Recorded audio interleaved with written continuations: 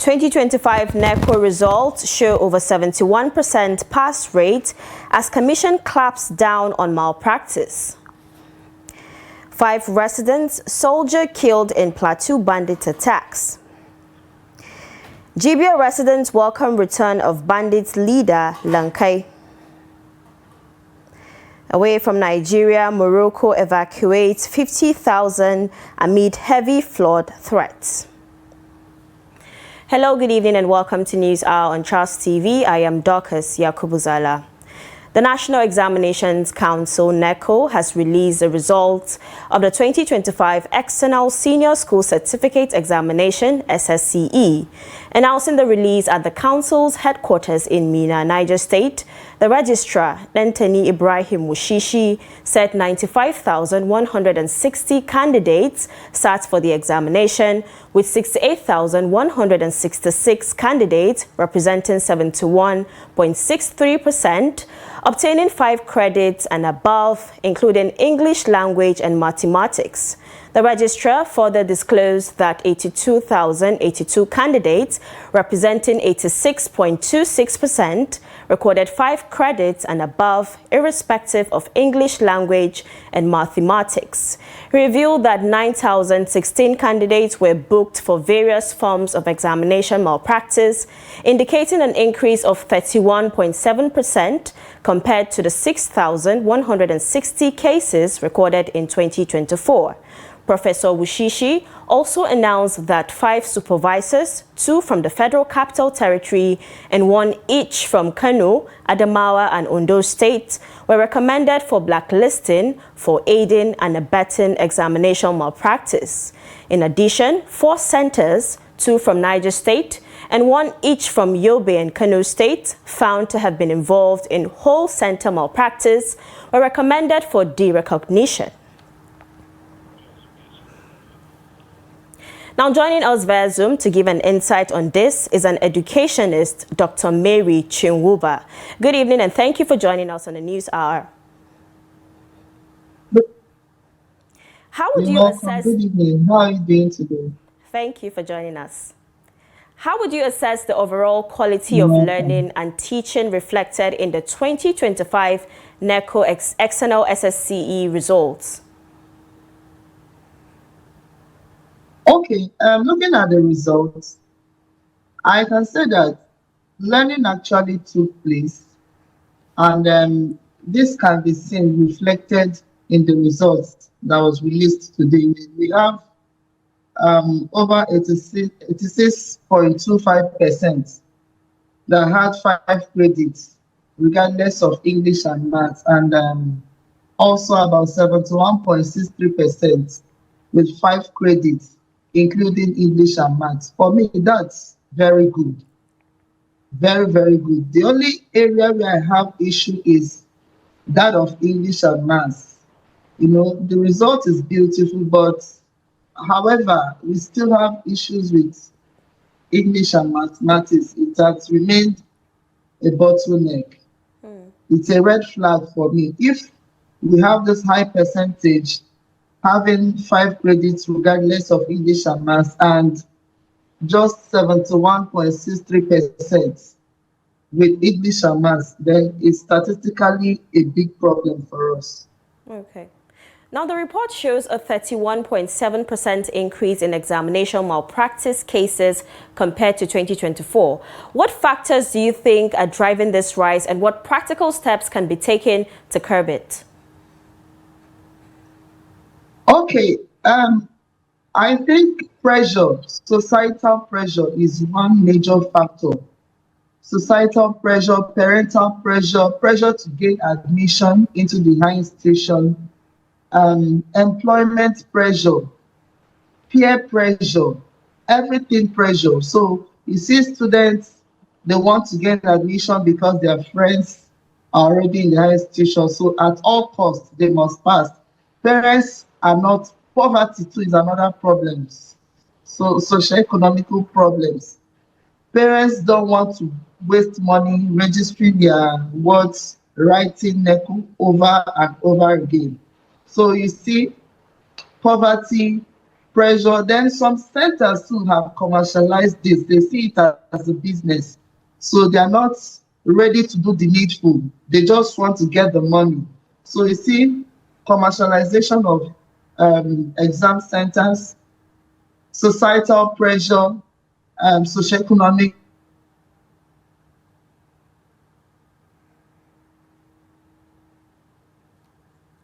We seem to be having network issues. We'll get back to Dr. Mary when the network is better. Now, moving on to more stories. The Kogi state government says the temporary closure of schools across the state was a preventive measure taken to protect pupils, students, and teachers.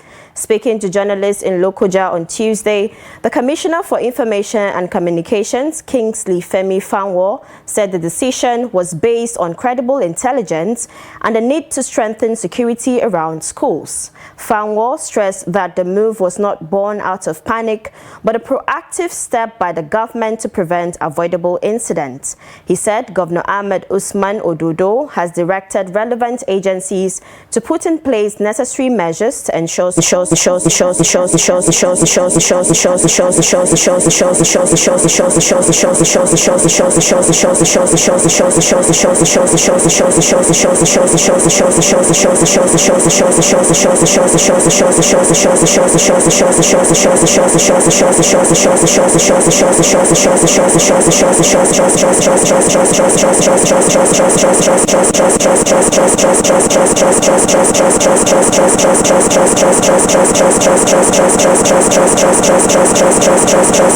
facilities remains a top priority of the Ododo administration. Now, at least 5 residents and 1 soldier were killed in a daytime attack on Monday by suspected bandits in Zurak community, Bashar district of Wasi local government area of Plateau State. Reports say the bandits, before attacking Zurak community, had earlier burnt down several houses in Sabongari community of the same Bashar district. Shapi Isambo, a youth leader in Wase, confirmed the 2 attacks on Tuesday, adding that the body of the military officer has been moved to Jos on Tuesday morning. Jibrin Isa, a resident of Zak community, also confirmed the incident, narrating that the bandits attacked the 2 communities in their numbers, making it very difficult to be confronted by security guards stationed in the areas. The Media Information Officer, Operation Enduring Peace, Captain J.A. John, was yet to react to the attack as at the time of filing this report.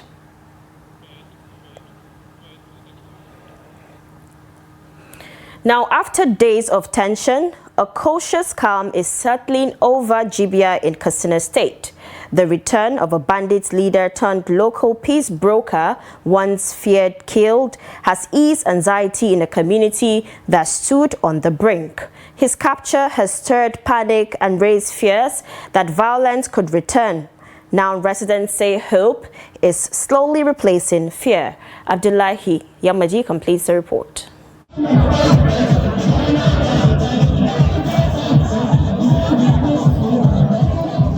For 6 days, Jibia lived in suspense. Rumors traveled fast. Markets shut early. Families slept with one ear open.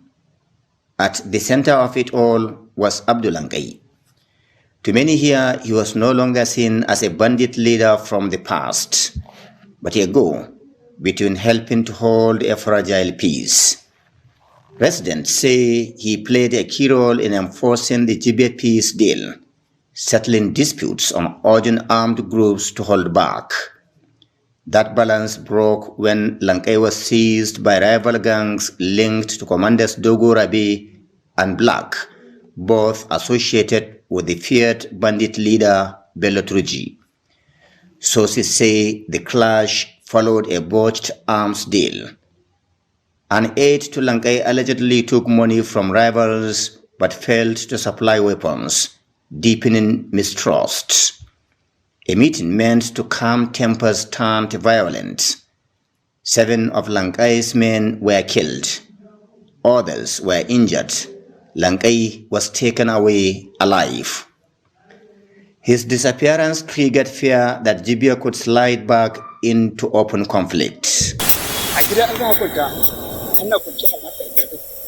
We thank God for bringing our leader back. You can see the whole community out here celebrating his return.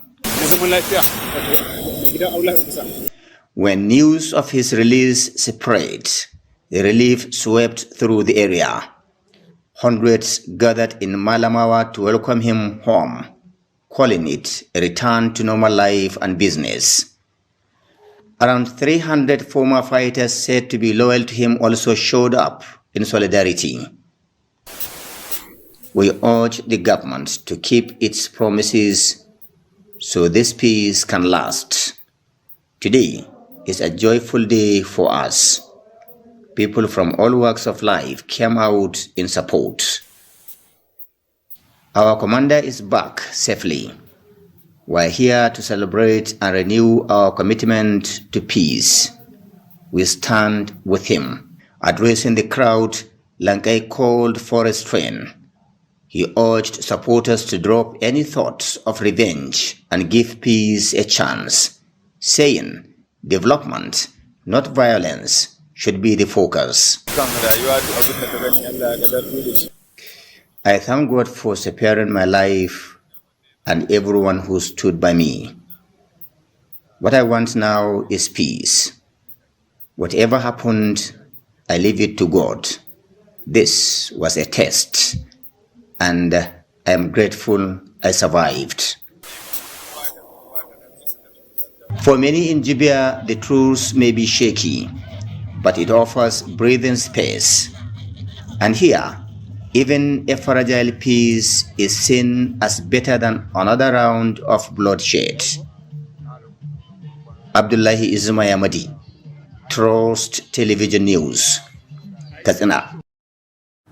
Now, circling back to the Plateau incident where at least 5 residents and 1 soldier were killed in a daytime attack on Monday by suspected bandits in Zura community, Bashar district of Wasi local government area of Plateau State. Our correspondent in Plateau, Ado Musa, is standing by to give us more updates on the incident. Good evening and thank you for joining us on the News Hour. Good evening. What more do we know about the attack? At the moment, residents of the community told me this evening that there was reinforcement of security personnel from Waisi town, which is the headquarters of our local government area to the affected community. And then they say that the deployment, or rather, the reinforcement of the security personnel are started to use effective results. They said, following the attack, people of the community have fled to other neighboring villages. Ado Musa, if you can hear me, you're not so audible, so please take your phone off. Yes, I don't know, the feedback isn't really good, so I don't know. Can you hear me? Ado Musa, can you hear me? I think we've lost Ado Musa. Now, moving on to more stories. Suspected Boko Haram ISWAP terrorists have intercepted a trailer transporting maize to Monguno along with 3 trucks, carrying building materials in Guzamala local government area of Borno State. The incident occurred on Monday around 2:35 p.m. along Monguno Road near Garin Kashim village, according to local and security sources. The insurgents reportedly mounted a roadblock, punctured vehicle tires, and set the trailer's head ablaze. The fire was later extinguished before it spread to the body of the truck. 2 of the drivers are still missing, and it is unclear whether they were abducted or killed. Locals fear the maize could be looted as no security forces were deployed to protect the vehicles. Sources say the attack came shortly after newly sworn-in local government chairmen met in nearby Mereri town. Boko Haram has maintained control of the area for over a decade, reportedly to frustrate resettlement plans in Gudumbali and surrounding communities. Borno State House of Assembly Speaker Abdul Karim Lawan has consistently called on the federal government and military to liberate Guzamala and re-establish civil authority in the area. Now, joining us via phone call to give an update on this is Media Trust Northwest Bureau Chief Hamisu Matazu. Good evening and thank you for joining us on the News Hour. Good evening. Northeast Bureau Chief, I beg your pardon. Now, what more do we know about the incident? I think you think everything about the incident. Probably that maybe the looking of about it. You know, one thing that people should know about that area, it has been all under the control of Boko Haram for over a decade. And the area has been deserted. Then recently, I think late last year and early this year, the government mobilized workers to Mereri, one of the towns, deserted towns, and the government wanted to relocate some of the IDPs there. So planning to relocate them to the area was met with resistance by the Boko Haram insurgents. Just like Mereri area, there are other places, even the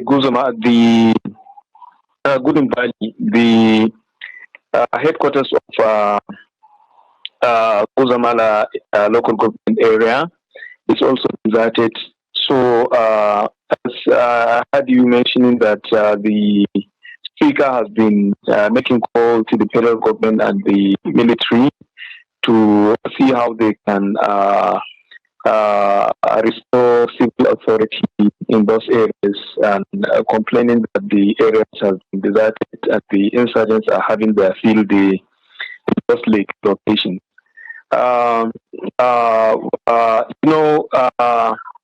The government started building the area, trying to locate those people, the IDPs to those places, especially those that were repatriated from Cameroon by the Borno State government.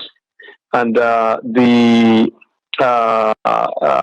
reconstruction of the area was ongoing, and part of the vehicles that were intercepted were carrying building materials, unspecified building materials taken to that location, and the truck loaded with maize, corn to Monguno. So what we can say is that area, Boko Haram has been there for a very long time, and the government now wanted to relocate. The military have been intensifying operation in those areas, trying to take over the Mereri and even the headquarters of the Guzamala local government area, that's Gudumbali, just as they did in Cross recently. So, and the insurgents are not comfortable with that plan by the government. They are doing everything possible to ensure that they curtail that government plan. This is saying they are doing in response to this incident. Hello? Can you hear me, Hamisu? Yes, I can hear you now. All right. What are the security agencies saying they are doing in response to this incident? Actually, the security did not respond, but based on the ongoing operation, not only in that area area into Timbuktu Triangle, Peter Forest, and within Kuka local government, that's the area. The military has been intensifying operating in those locations, and they are facing resistance by the insurgents, though they are recording some gains in all those places. But meanwhile, the government also is trying on their part, trying to locate the IDPs and the about 3,000 refugees that they are trying to bring from Cameroon to towns and villages in Goza, Banki, and other places that are bordering the Cameroonian border. So this is what I can say about on the side of the military, even though they have not issued any statement or talked to the press about the development so far. All right, Hamisu Matazo, thank you so much for joining us on the News Hour and for sharing your insights. Thank you. That was Hamisu Matazu, Media Trust Northeast Bureau Chief. Now moving on to more stories. Police authorities in Ebonyi have arrested the coordinator of the Amasiri Development Center, Anya Baron Ogbonia, in Afikpo local government area and 2 traditional rulers over the killings in Okporojo, Edda local government area of the state. 4 people were beheaded during the attack. The Ebonyi Police Command spokesman, Joshua Okandu, identified the traditional rulers as Oya Dambasi and Godfrey Oko Obia. Okandu noted that the joint operation was carried out by the police, the Nigerian Army, the Department of State Services (DSS), and the Nigerian Security and Civil Defense Corps (NSCDC). He said 10 suspects had earlier been arrested as investigations continued. The recent killings in Ebonyi followed a long-standing land dispute between the people of Okporojo in Oso Edda community, Edda local government area, and their neighbors from Amasiri in Afikpo local government area. A dispute escalated on January 29th when suspected armed persons attacked the village, killing 4 residents and destroying houses and property. 3 of those killed were reportedly beheaded. Now, the Department of State Services (DSS) has arraigned a former Attorney General of the Federation, Abubakar Malami, and his son on a 5-count charge of aiding and abetting terrorism through financing. They were arraigned before Justice Joyce Abdul Malik of the Federal High Court, Abuja, where they pleaded not guilty to the charges. In the charge, the former AGF is accused of knowingly abetting terrorism financing by refusing to prosecute terrorism financiers whose case files were brought to his office as the Attorney General of the Federation for prosecution. Malami and his son are also accused of engaging in an alleged conduct in preparation to commit an act of terrorism by having in their possession and without a license a Sturm Magnum firearm, 16 Red Star AAA 520 live rounds of cartridges, and 27 expended Red Star AAA 520 cartridges. The former AGF was originally arrested for fraud and money laundering by the Economic and Financial Crimes Commission, EFCC. Justice Amina Adamu Aliyu of the Kano State High Court has adjourned till April 15, 2026 for hearing of preliminary objections and all other pending applications in the corruption and misappropriation allegations filed against former Kano State Governor Abdullahi Umar Ganduje, his wife Hafsat Ganduje, his son Abba Ganduje, and 6 others.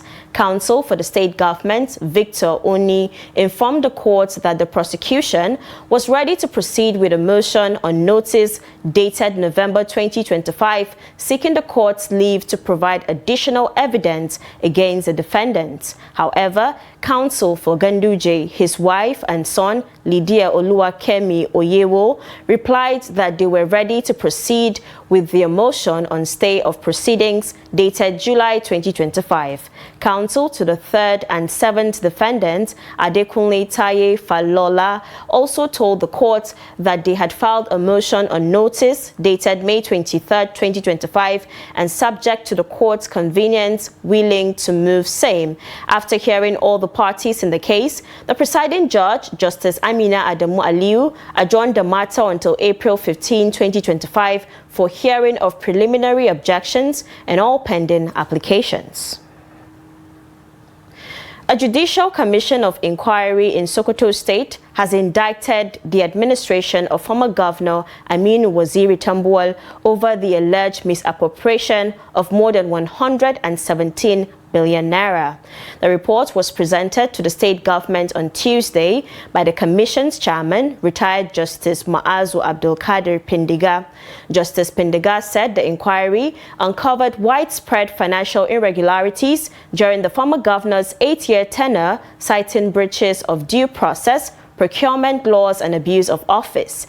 He explained that the commission examined documents, contracts, and financial records and heard testimonies from relevant ministries, departments, and agencies. Receiving the report, Governor Ahmad Aliyu Sokoto said the commission was not set up as a political vendetta, but as a constitutional responsibility to ensure accountability.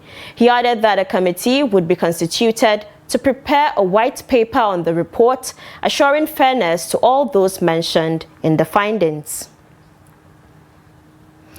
Officers of the Independent Corrupt Practices and Other Related Offences Commission, ICPC, on Tuesday, arrested and detained former Director General of the Nigerian Maritime Administration and Safety Agency, NIMASA, Dr. Bashir Jamo, in Kaduna. Sources say ICPC operatives drove the former NIMASA boss to his residence in Kaduna before conveying him to Abuja for further investigation. The arrest follows a series of petitions submitted mid-last year by a coalition of civil society organizations and the Conference of Nigerian Political Parties, CNPP, alleging various acts of misconduct. However, the ICPC has yet to issue an official statement on the arrest or disclose the specific allegations against Dr. Jamo. Oyo State Governor Seyi Makinde has expressed confidence that the People's Democratic Party (PDP) will obtain justice in the courts over internal disputes. Speaking at the commissioning of the newly constructed PDP Secretariat at Oke-Ado, Ibadan, Governor Makinde said he has absolute trust in the Nigerian judiciary as a last hope of the common man. He added that while falsehoods may persist, the truth would ultimately prevail, assuring that all ongoing court cases involving the party will be resolved in favor of the PDP. Reflecting on the party's internal crisis since losing power at the federal level in 2015, Makinde said the leadership gap that followed allowed indiscipline to grow.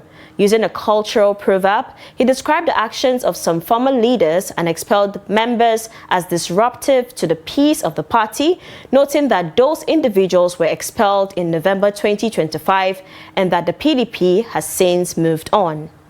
The vagabond in PDP, they grew up in 2015, they had their time, and 10 years, a decade, they practice their vagabondsy in the PDP, but they have been expelled in November 2025. So no more vagabond in PDP. But for them to hold PDP for another party to be in power, it is no, no, no. I have absolute trust in Nigeria's judiciary. I know they will do the needful. This is News Hour on Trust TV, coming up after the break. Cash transactions persist in Lagos despite growth of digital banking. More news when we return. Do stay with us. Moving on to more stories, the passage of the Electoral Act 2022 Repeal and Reenactment Bill 2026 again remained inconclusive on Tuesday as the Senate stalled after over 4 hours of closed-door deliberations.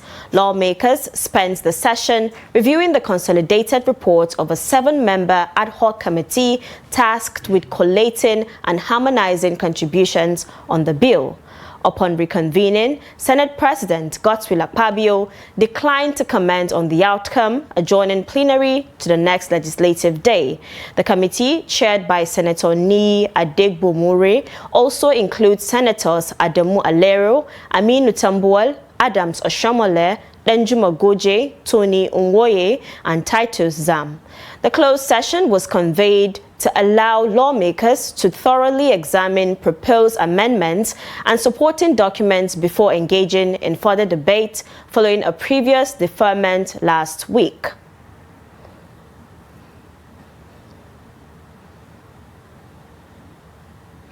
The Senate has called on governments at all levels to urgently address gaps in emergency health care by mandating the availability of minimum stocks of antivenom and other critical antidotes in hospitals across Nigeria, particularly in high-risk areas.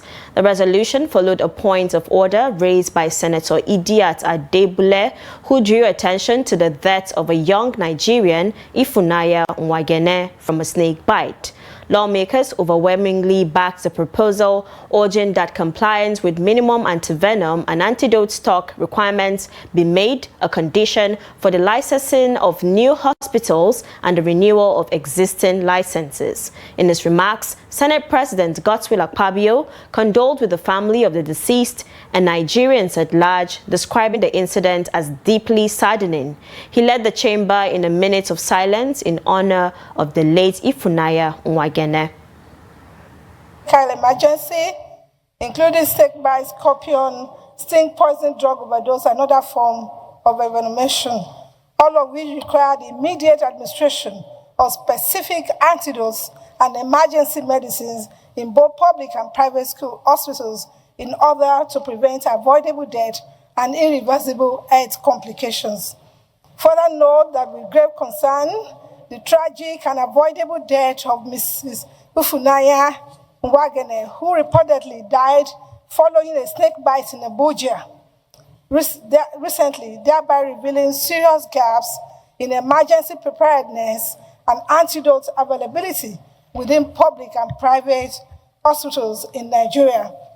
We are supposed to have antidotes to take care of such situation.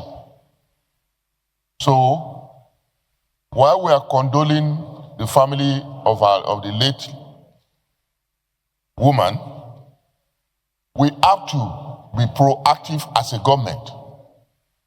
I see no reason why most of our medical centers and hospitals all over the place shouldn't have medication for snake bites. You don't have to wait until there's a fatality through snake bites. This is a lesson for us to be proactive, that we must take healthcare very serious. It is tragic that the deceased went the way she died. But the bigger lesson for us is the need for us to have in place policies that must drive our health care. Mr. President, for some of us who are from farming communities, who are easily exposed to snake bites, I found this motion very, very important because many a times victims of a snake bite have to move all the ways from the villages to the state capital before they are able to access treatment. If these drugs are made available to our health centers across the length and breadth of the Federation, such needless journeys seeking medical attention at state capitals wouldn't be necessary. Prayer 2, urge the Federal Ministry of Health, in collaboration with the National Agency for Food and Drug Administration and Control, NAFDAC, to ensure procurement, quality assurance, proper storage, and nationwide availability of safe, effective, and affordable antivenoms and critical antidotes for use in public and private hospitals with priority attention to high-risk regions. This is very good. Those in support of prayer 2 say aye. Those against say nay. The ayes have it. Now, concern over the performance of concessionaires operating Nigeria's airports and seaports has prompted the House of Representatives to set up an ad hoc committee to review their operations. The report.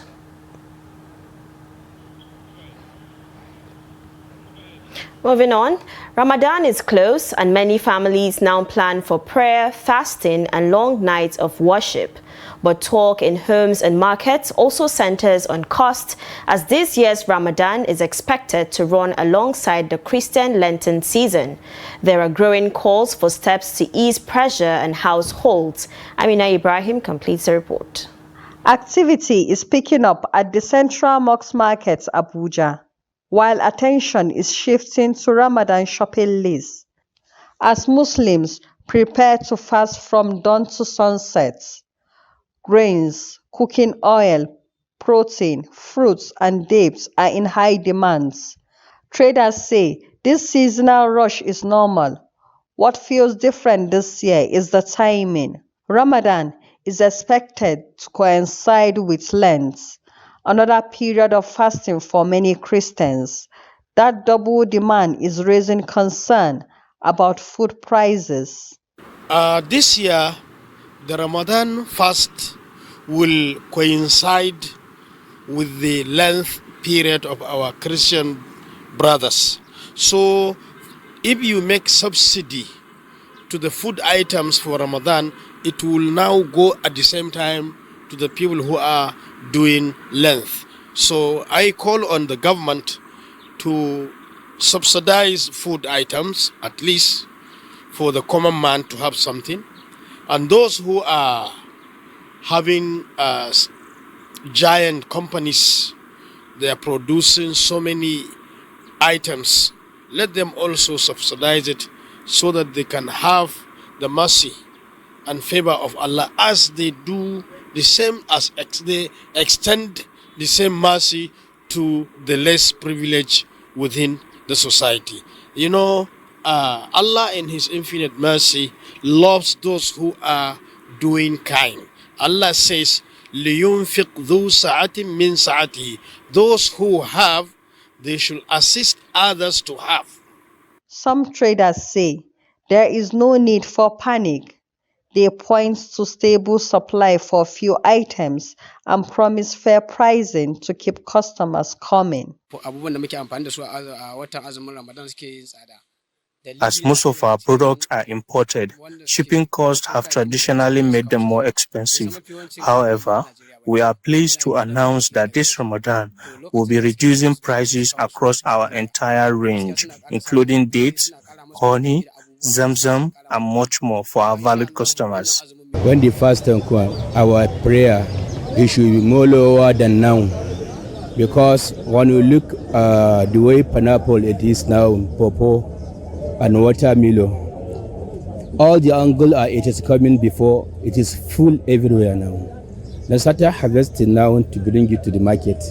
So for now, the fasting period, inshallah, it will be more than I was now. The quantity are in the market now, it will be more when fasting comes, inshallah. So this year, as people are saying, the marketers are increasing the price. When the fasting comes, they are not going to get that kind of crisis, inshallah. Others blame rising costs on heavy reliance on imported food, which they say affects local supply and pricing. Farmers are not actually farming at the moment because of insecurity. Once the security is taken care of and farmers goes back to the farm, food will be surplus and the price will definitely crash. That's just what government need to do. Security. Provide security to cover the farmers. The farmers will go back to the farm and till to the ground and bring in the farm produce, and people, the prices will come down.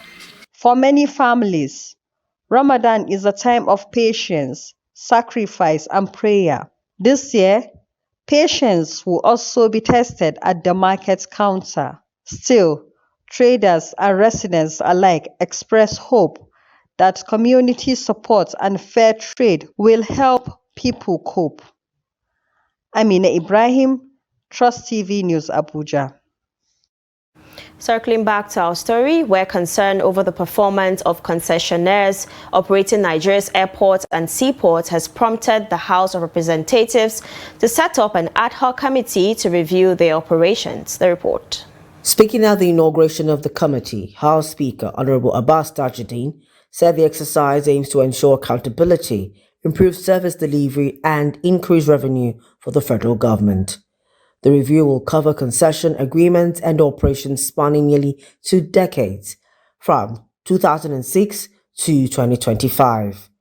Represented by Honorable Laori Kwamoti, the Speaker emphasized that the review is not meant to discourage private sector participation, but to promote transparency, accountability, and protect national interests. The decision of the federal government to concession key national assets, particularly our seaports, was driven by government's desire to enhance efficiency, attract private sector investment, modernize infrastructure, improve service delivery, and ultimately increase government revenue while reducing operational burdens on the state. Nearly 2 decades after the commencement of these concession arrangements, it is both appropriate and imperative for the legislature, as representatives of the Nigerian people, to undertake a comprehensive review of their outcomes. The committee, chaired by Honorable Akintayo Kolawole, assured that it will engage stakeholders across government and the private sector to strengthen governance, promote accountability, and improve service delivery in the maritime and aviation sectors. Our engagement will focus on compliance of statutory breaches and revenue performance, among the other critical areas. Our objective is clear: to ensure that the federal government and the Nigerian people derive maximum benefits from our port and terminal operations, that revenue due are fully captured, and that operational lapses or inefficiency are identified and addressed. Also speaking, Mohammed Shehu, chairman of the Revenue Mobilization Allocation and Fiscal Commission, described the review as timely, pledging full support to enhance revenue collection for the federal government and the Federation account. What we are always after is how can more revenue be mobilized into the Federation account as well as to the federal government. And I think this subcommittee and its assignment is timely, is apt, and I believe that the Commission will give its 110% support to this subcommittee to be able to look into this matter from 2006 to date, so that more revenue can accrue not only into the federal government coffers, but into the Federation account. The ad hoc committee is expected to submit its findings and recommendations to the House of Representatives upon completion of its assignment, paving the way for improved oversight of Nigeria's airports and seaports. Now, despite Nigeria's rapid embrace of digital financial services such as mobile banking, point-of-sale systems, and online money transfers, cash transactions have remained prominent in the daily lives of millions of Nigerians. While digital transactions continue to grow in volume and visibility, cash still dominates everyday trade, especially in open marketplaces across Lagos State. Speaking with residents, many shared why thousands and even millions of Nigerians still prefer cash for their daily transactions. The report. Digital transactions have surged drastically in recent years, growing by over 300% since 2020. These expansions have been driven by mobile banking, POS services, and online transfers. At first glance, the story appears simple.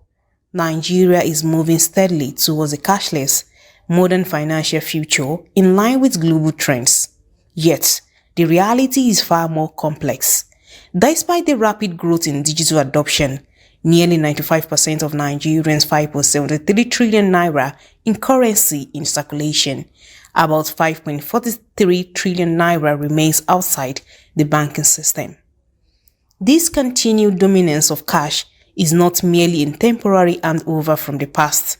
Rather, it reflects a structural future of Nigerians' financial ecosystem, revealing deeper issues of trust, infrastructural gaps, institutional weaknesses, and the enduring strength of the informal economy. Some Lagos residents told Trust Television why they still rely heavily on cash for everyday transactions. When they send you money, and they say they have sent the money, and you don't see it in your account that the money has come, then you call back to the person and say, the money is not yet. But maybe 2 or 3 days later, the money will come. It used to happen like that. But sometimes it will just be a null and done for the person that they send transaction to. So it usually happens so. Sometimes, but not all the time. I'm disappointed. The reason why I'm disappointed is that I work for somebody, he did transfer 1 week, 2 weeks, I didn't see the alert. I went to the man who introduced it to me. The man now begin the blast and say, why is he do that? Since that time, I'm afraid to collect transfer. If you want to, I want to work for you, you go and collect your card from my POS and give me cash, and I will do your work. Nigerians still continue to use cash because it's cash you have been using all this while before the use of transfer and technology transferring money comes in. But another thing is that disappointment is also there. You cannot do away without it. There's a certain time I sent like 10,000 naira to somebody. They tell me that they did not see it. I have to go to the bank. The bank will tell me that it's not me that should come. That's friend that I send it to. So all those things have to affect us. Number one, they will say the network failure. Apart from the network failure, there are so many obstacles that are in between that, power, maybe system failure or let's say the network is not okay. So look at ATM of the day. You will go to ATM now. Before you know what is happening, the ATM is not working. You will go and make transaction in POS. They will tell you, say the network is not working. Digital platforms may offer speed and ease, but they also come with risks cash does not, including network failures, stored transactions, and limited institutional support when error occurs. In this context, holding money outside the formal banking system is not an act of defense, but one of survival. And now in business, a new report by the US-based think tank Global Financial Integrity says Nigeria lost a total of $77.7 billion to trade-related illicit financial flows over a 10-year period from 2013 to 2022. Illicit financial flows, or IFFS, are cross-border movements of money or value that are illegally earned, transferred, or used, often involving crime, corruption, or tax evasion. The report, titled Trade-Related Illicit Financial Flows in Africa 2013 to 2022, notes that trade misinvoicing remains a major barrier to Africa's inclusive growth and economic sovereignty. GFI also says South Africa topped the list of African nations with an estimated $478 billion lost to undeclared or mispriced trade transactions during the same period. The Nigerian naira showed resilience in the final week of January 2026, gaining ground against the US dollar in the official foreign exchange market. Data from the Central Bank of Nigeria shows the official exchange rate strengthened from 1,422.07 per dollar on January 23rd to close the month at 1,386.55%, reflecting a 2.47% appreciation. The naira's upward trend began on January 26, moving steadily to its strongest point by the end of the month. Market analysts say the strengthening of the official exchange rate is a key indicator for the economy, affecting the pricing of imported goods and services processed through the banking system. Now, away from Nigeria, Morocco has evacuated over 50,000 people, nearly half the population of Qasr El Kebir, as heavy rains threaten to flood the city. Authorities set up shelters and temporary camps, barred entry and suspended electricity and schools until Saturday. Officials say the floods were worsened by water released from the full Ouaid Makazin Dam. Further south, rising river levels force evacuations in Sidi Kassem, with sandbags and barriers deployed to protect residents. The Chinese ambassador to Mali, Li Xiang, has paid a courtesy call on Mali's Minister of Defense and Civil Protection, Major General Ali Mohammadine, in a bid to strengthen bilateral ties. The meeting coincided with the 65th anniversary of diplomatic relations between the two countries, underscoring their long-standing friendship and cooperation. Ambassador Li thanked the Malian government for the warm reception and praised the care shown to over 10,000 Chinese nationals living in Mali who contribute to the country's development. In response, Minister Mohammadine congratulated the ambassador on his appointment and expressed confidence in his ability to further strengthen Mali-China relations. It's now time for sports updates with Kabir Lawal.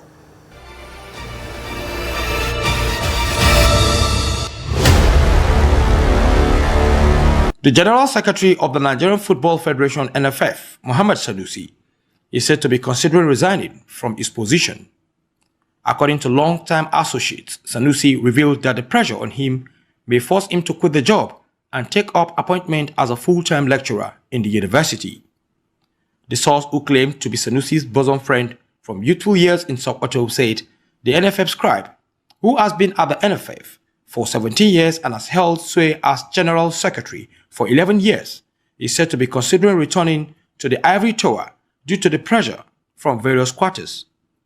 Sanusi, who has a 3-year existing contract with the NFF and on a monthly salary of $10,000 per month, an amount he claims is one of the poorest paid Secretary General in Africa, is said to be frustrated with the poor turnout of result recorded in recent times by the Super Eagles, especially non-qualification to the 2026 World Cup and the inability to win the just concluded AFCON.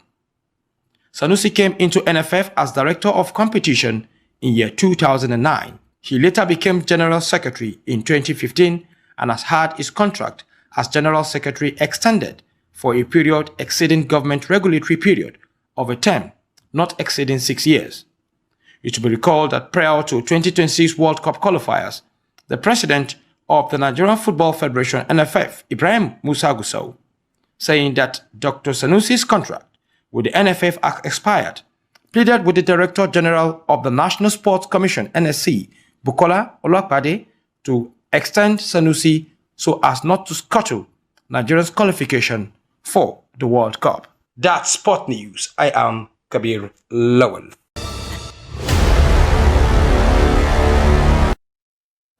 And that's a wrap on News Hour. Do not forget to follow us across all social media platforms for more programs, news, and documentaries. I am Dr. Zia Kubuzala. Good night.